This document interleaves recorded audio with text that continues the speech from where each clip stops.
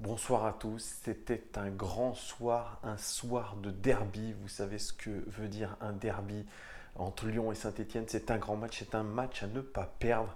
Et au final, nous avons fait un partout avec une prestation plutôt terne, très moyenne, voire médiocre de la part de nos joueurs qui se sont fait rejoindre à la 90e minute. Mais après avoir subi les salves stéphanoises pendant plus de 20 minutes, nous allons y revenir en détail et en chiffres comme d'habitude pour voir si nos joueurs ont été à la hauteur ou pas. Comme d'habitude, le tableau est extrêmement fourni, un peu mal écrit, mais il y a beaucoup d'informations. Et oui, car nous allons revenir tout de suite sur les statistiques générales de ce match. Au niveau de la possession de balle, encore une fois, nous abandonnons la possession de balle de peu, mais nous l'abandonnons quand même, car je pense qu'on n'avait pas les moyens aujourd'hui de faire plus. 54% de possession de balle pour l'AS Saint-Etienne, 46% seulement pour nous. Au niveau des statistiques générales, 9 tirs à 9 pour les deux équipes, 5 cadrés côté lyonnais contre 2 seulement côté stéphanois, dont un but, donc imaginez l'histoire. 80% de passes réussies pour les deux équipes, ce qui était plutôt correct. 55% des duels aériens gagnés par les Stéphanois, 45% seulement pour nous. Ils ont gagné la bataille aérienne, notamment des seconds ballons. Par contre, nous avons beaucoup tenté au niveau des dribbles. 18 dribbles gagnés pour nous, 9 dribbles seulement pour eux. Et puis, toujours au niveau de l'agressivité, 23 tacles pour les Stéphanois, seulement 14 pour nous. Et puis, nous avons passé seulement 43% du temps dans le camp adverse et eux 56% dans notre surface, dû notamment à cette deuxième mi-temps où leur bloc était extrêmement haut, où ils nous ont pressurisés. Au niveau des expected goals, les buts que nous aurions dû mettre 0,77 buts, donc nous avons un poil surperformé, mais c'est très faible, notamment au niveau des occasions. Vous voyez, 0,77 c'est vraiment 3 fois rien. Et l'AS Saint-Etienne, eux, auraient dû mettre 1,25 buts. Ils ont été plutôt réalistes, les Stéphanois, mais nous, c'est vraiment ce chiffre qui alerte. Les occasions n'ont pas été pléthores ce soir, et ce qui est vraiment très regrettable, il y a un problème. Pour ce match, Bruno Genesio avait décidé de renouveler son 4-2-3-1, là exactement la même équipe que contre Villarreal, celle qui s'est qualifiée en Europa League, avec Morel et Marcelo, accompagnés sur les latéraux de Raphaël et Mendy, le double pivot composé de Ndombele Touzard, Nabil Fekir en meneur de jeu et le trio d'attaque Memphis Depay, Mariano et Traoré. Alors les faits de jeu ont participé à une nouvelle élaboration tactique, mais nous y reviendrons. À la 70e minute, quand Nabil Fekir est sorti, il est passé à une défense à 5 avec la rentrée de Diakabi, donc 3 défenseurs centraux. Mais nous y reviendrons parce que ça a été un choix tactique décisif, pas forcément dans le bon sens du terme. En tout cas, selon la position moyenne des joueurs, ce 4-2-3-1 en fait se décompose en 3, 4, 3, 1 avec un Mariano comme d'habitude isolé complètement et c'est la deuxième fois consécutive que c'est le cas. Passons maintenant aux statistiques individuelles en commençant tout d'abord par notre défense centrale. Marcelo, 79 ballons joués pour lui, 82% de passes réussies. C'est moins que par le passé, mais il prend plus de risques dans la relance, donc c'est normal. Une passe décisive pour lui et quelle passe décisive pour Mariano. Quelle transversale, quelle ouverture incroyable de Marcelo. 7 duels aériens gagnés, c'est le record côté lyonnais dans ce match. 7 dégagements, c'est le record aussi côté lyonnais dans ce match. Donc c'est une très très belle prestation de Marcelo. Lui qui avait été critiqué ces dernières semaines, il est revenu à un niveau tout à fait acceptable. Et puis vraiment ce qui m'a marqué, c'est qu'il a pris le jeu de relance à son compte. Il a essayé de relancer vertical et notamment à base de ballons longs directement sur Mariano. Et oui, parce qu'il fallait jouer dans le dos de la défense stéphanoise. Et je crois que ce jeu était plutôt satisfaisant, même si on en a peut-être un peu trop abusé. parce que nous étions à court physiquement. De son côté, Jérémy Morel, lui, c'est 74 ballons joués, c'est 88% de passes réussies, ce qui est un record côté lyonnais dans ce match, donc plutôt intéressant. 3 duels aériens pour lui, 2 tacles gagnés, 2 interceptions, et puis comme son compère de la défense centrale, 7 dégagements, c'est aussi un record. Donc notre défense centrale a été plutôt très performante. Et puis il y a eu la rentrée, je l'ai dit juste avant, de Diakaby dans cette défense à 5.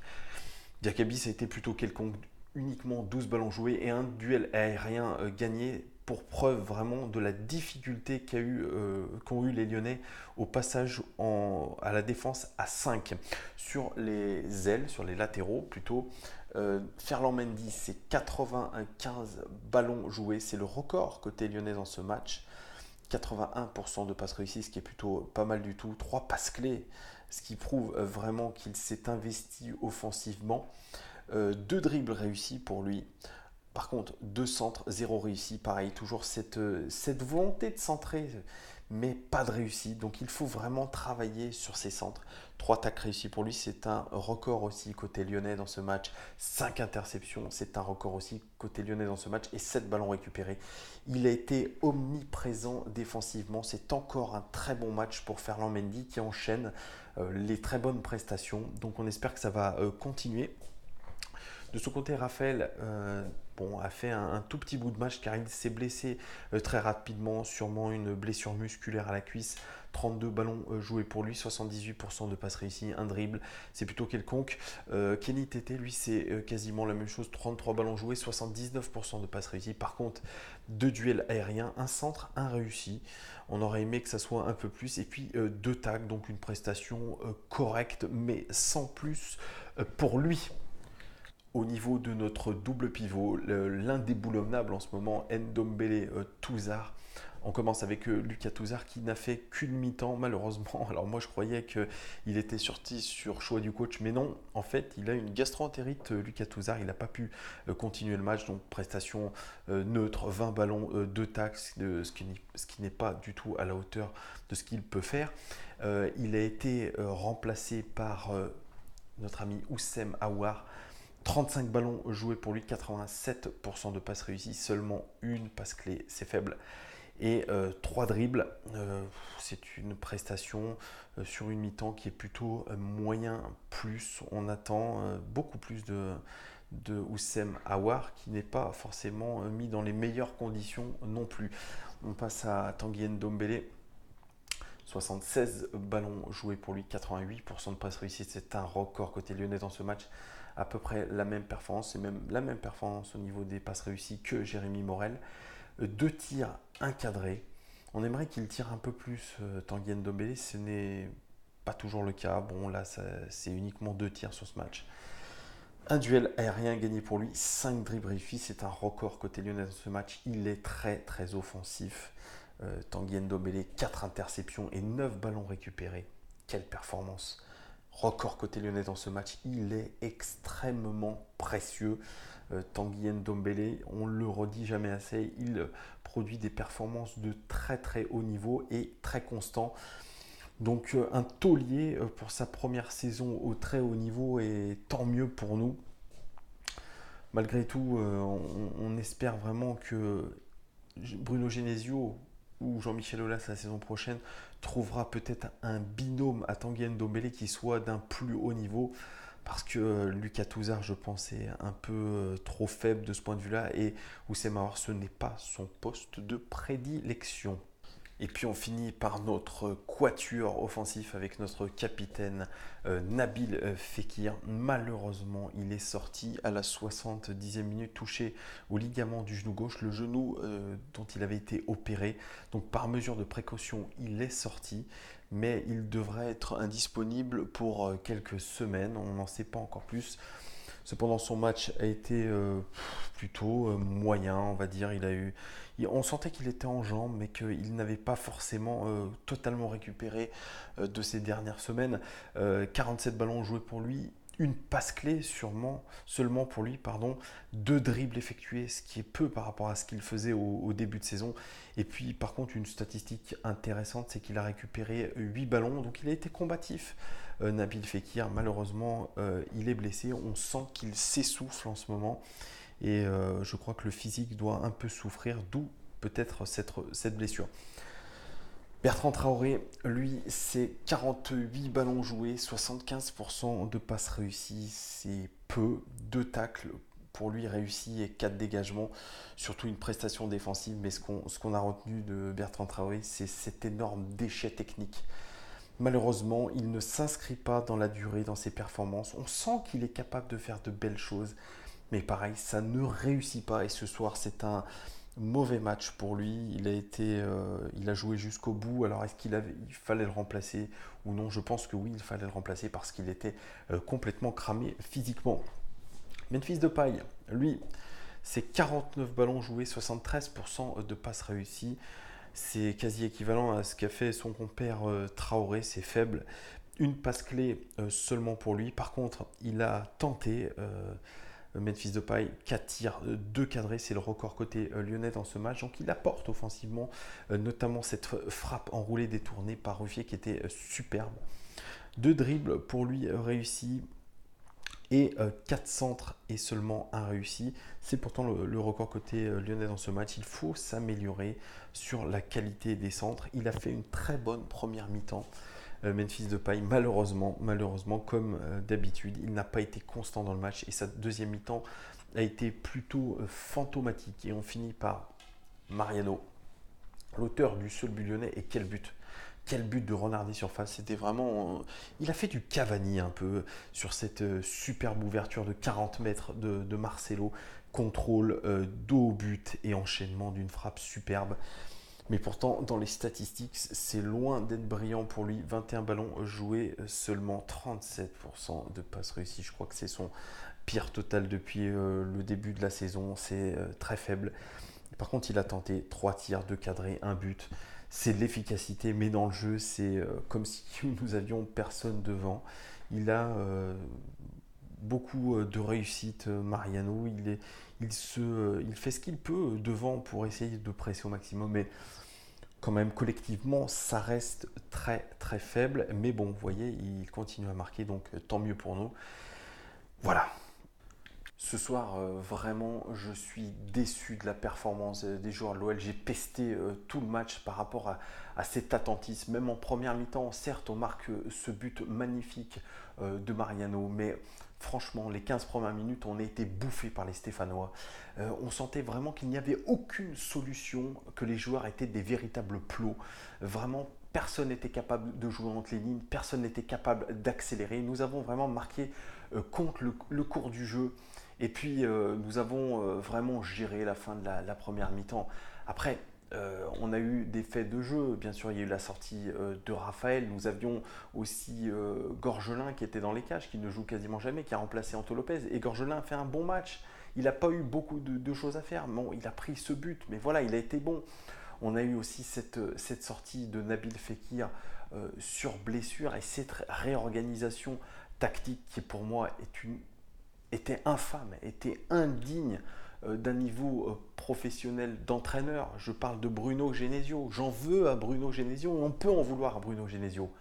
Alors il disait qu'il avait travaillé une défense à 5 dans le cas où ça se passerait mal. Là il s'est dit, Nabil Fekir, mon meilleur joueur, sort sur blessure, qu'est-ce que je vais faire? Eh bien je vais passer une défense à 5 pour essayer de bétonner. Et qu'est-ce qu'on a fait? On a reculé. Les joueurs semblaient vraiment perdus.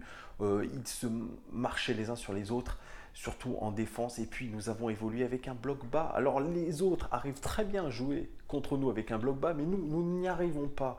On sentait vraiment que cette équipe, elle allait droit dans le mur. Bruno Genesio, pourquoi n'a-t-il pas mis Houssem Aouar à la place de Nabil Fekir? Alors bien sûr, il manquait Jordan Ferry qui était suspendu, mais on aurait mis même un Diakabi aux côtés de Ndombele ou alors un Morel aux côtés de Ndombele. Mais il ne fallait pas changer le 4-2-3-1. C'était la pire solution qu'a trouvé Bruno Genesio. Vraiment, j'ai pesté.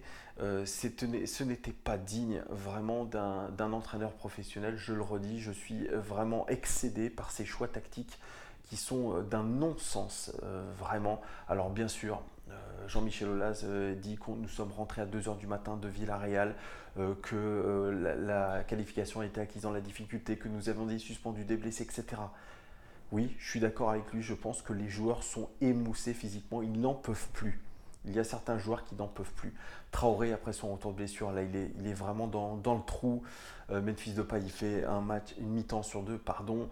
Mariano, pareil, il n'arrive pas à être concentré dans ses performances. Et puis, Nabil Fekir, il fait quasiment tous les matchs. Et puis là, il le paye, il se blesse encore au genou. On espère que c'est pas grave. Mais vous voyez, on sent vraiment les Lyonnais émoussés, puis on manque vraiment de repères, on manque de jus, quoi, tout simplement. Donc au niveau comptable, c'est catastrophique, c'est 2 points sur 15 possibles, on fonctionne au ralenti. Alors on a de la chance que Paris a gagné contre Marseille et que Monaco a fait match nul contre Toulouse, mais c'est extrêmement faible. J'ai peur, vraiment j'ai peur. J'étais optimiste juste avant le derby en me disant que cette qualification contre Villarreal allait nous redonner quelque chose. Mais non, c'est trop faible dans le jeu et puis tactiquement ça manque je sais pas, d'inventivité. Donc voilà, je suis aujourd'hui de nouveau sceptique. Je crois que vous l'êtes aussi. Voilà, et puis nous avons un enchaînement de matchs qui s'annonce très compliqué. On va à Caen en Coupe de France, en quart de finale de Coupe de France dès ce jeudi. Ensuite, on enchaîne avec Montpellier dimanche. Pareil, ça va être compliqué. Et puis ensuite, on part en déplacement au CSK Moscou. On sait que l'hiver en ce moment du côté de la Russie est extrêmement dur. Donc l'Olympique Lyonnais se retrouve face à vraiment un gouffre. Alors je suis incapable de vous dire ce qui va se passer. Vraiment, il faudra vivre au jour le jour, au fil des matchs avec les joueurs. Mais aujourd'hui, on a de quoi être inquiet. Donc n'hésitez pas à me dire ce que vous avez pensé du match et notamment du coaching de Bruno Genesio. Et puis je remercie une nouvelle fois le site SocialGone. Vous pouvez les suivre sur internet, sur socialgone.fr, sur Twitter, SocialGone. Merci à eux de partager mes vidéos. C'est un plaisir vraiment de collaborer avec eux. Donc, vous, chers supporters et chers téléspectateurs sur YouTube, merci aussi de me suivre de plus en plus nombreux. Merci pour vos commentaires, toujours très avisés. Et puis, je vous dis à très bientôt pour une analyse notamment du prochain match contre Montpellier, parce que je ne pourrais pas faire la Coupe de France, parce que je n'aurai pas les statistiques tout simplement. Et puis, bien sûr, dans les prochains jours, je vous ferai aussi une analyse détaillée du prochain adversaire de l'OL en Europa League, le CSK Moscou. Donc, je vous dis à très bientôt, très bonne soirée à vous. Au revoir.